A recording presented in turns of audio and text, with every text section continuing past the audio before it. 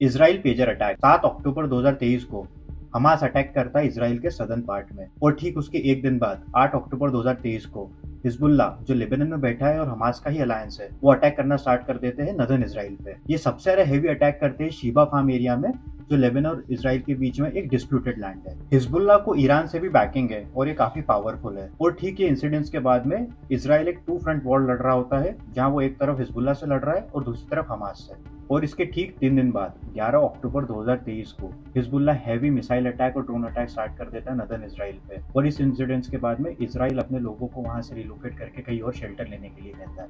Israel अपने Pegasus software का use करके हिजबुल्ला के लीडर्स की लोकेशन को ट्रैक करता है और उनके ऊपर गाइडेड मिसाइल से अटैक होना स्टार्ट हो जाता है। इसके बाद आता है साल 2024 और फरवरी में हिजबुल्ला का चीफ नसरुल्ला टीवी पे आके अपने लोगों से अपील करता है कि वो अपने मोबाइल का यूज करना बंद कर दे, बिकॉज वो उनको ट्रैक कर रहे हैं। और ये अपील के बाद में ज्यादा से ज्यादा हिजबुल्ला के लोग पेजर्स की तरफ स्विच होना स्टार्ट कर देते हैं। पेजर से वन वे कम्युनिकेशन होता है और उसको ट्रैक भी किया जा सकता है। इजराइल की साइबर इंटेलिजेंस एजेंसी को ये पता चलता है कि हिजबुल्ला 5000 पेजर्स को ऑर्डर करने वाला है। इसके बाद इजराइल एजेंसी 8200 अपने काम पे लग जाती है और वो दुनिया भर की जितनी भी बड़ी कंपनीज है पेजर की, उनको ट्रैक करना स्टार्ट कर देती है। और उन्हें तब पता चलता है ताइवान में बेस्ड कंपनी गोल्ड अपोलो के बारे में, क्योंकि यहाँ से हिजबुल्ला ने पहले भी पेजर्स को मंगवाया था।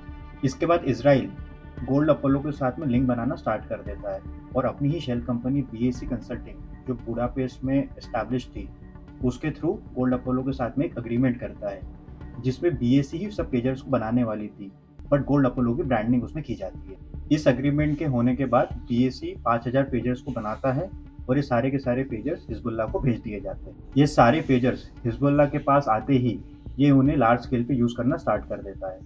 और फिर आता है दिन 17 सितंबर 2024 3:30 बजे, जब इजरायली एजेंसीज इन पेजर्स पे एक मैसेज भेजती है। और ये मैसेज एक सेट पैटर्न में भेजा जाता है कि हिजबुल्ला के मेंबर्स को लगा कि उनके लीडर ने ही इनको मैसेज भेजा है। और जैसे ही पेजर बीप होते हैं तो सारे के सारे हिजबुल्ला के मेंबर्स इन सब पेजर्स के पास में आ जाते हैं और थोड़ी देर के बाद में बैक टू बैक ब्लास्ट होना स्टार्ट हो जाते हैं। इस ब्लास्ट में 40 के ऊपर लोगों की डेथ हो जाती है और हजारों लोग घायल हो जाते हैं।